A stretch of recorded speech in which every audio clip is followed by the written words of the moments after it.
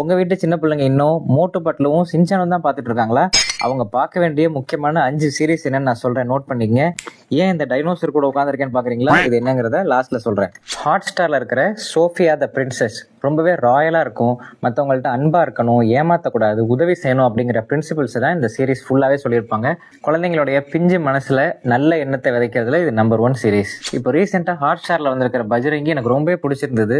இன்றைய காலகட்டத்தில் திருடர்கள்ட்ட இருந்து எப்படி நல்லவங்களை காப்பாத்துறாங்க, கடைசியா பஜ்ரங்கி எப்படி வந்து எல்லாரையும் சேவ் பண்றாரு அப்படிங்கிறது தான் கோர் கான்செப்ட். குழந்தைங்களுக்கு பேய் கனவு வருது, பயமா இருக்கு அப்படின்லாம் நிறைய குழந்தைங்க சொல்லுவாங்க இல்லையா, அந்த மாதிரி குழந்தைங்களுக்கு இந்த சீரிஸ் ரொம்பவே யூஸ்ஃபுல்லா இருக்கும். 3வது யூனிகார்ன் அகாடமி நெட்ஃபிளிக்ஸ்ல இருக்கு.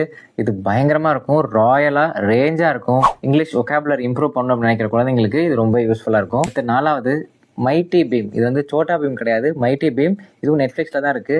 கியூட்டா அழகா லட்டு குட்டி மாதிரி இருக்கும் அந்த மைட்டி பீம். அது பண்றதை நம்ம பார்த்துக்கிட்டே இருக்கலாம் போல இருக்கும், அவ்வளோ அழகா இருக்கும். ரொம்ப சின்ன பிள்ளைங்களுக்கு இந்த சீரிஸ் பிடிக்கும். ஃபர்ஸ்ட் நான் காமிச்ச இந்த டீரெக்ஸ், ஸ்டிகோசெரஸ் இதெல்லாமே சேர்ந்து கைகான்டோசெரஸ் அப்படின்னு ஒரு சீரிஸ் நெட்ஃபிளிக்ஸ்ல இருக்கு. இந்த மாதிரி டைனோசர்லாம் பிடிக்கிற பசங்க உங்க வீட்டில் இருந்தாங்கன்னா அவங்கள்ட்ட காமிங்க. எல்லா டைனோசரும் ஒன்னா சேர்ந்து காமெடி பண்ணிட்டு இருக்கோம், பார்க்கறதுக்கே ரொம்ப அழகா இருக்கும். ஏன் நான் மோட்டு பட்லோ, சின்சான், டோரிமான்லாம் வேண்டான்னு சொல்றேன் அப்படின்னா, அவங்க யூஸ் பண்ற வார்த்தைகள்லாம் ரொம்பவே லோக்கலா இருக்கு. புதுசா இங்கிலீஷ் ஒகாபுலரி கத்துக்கணும், டீசென்டான வார்த்தைகள்லாம் கேட்கணும் அப்படின்னா இப்ப நான் சொன்ன சீரிஸ்லாம் பாருங்க.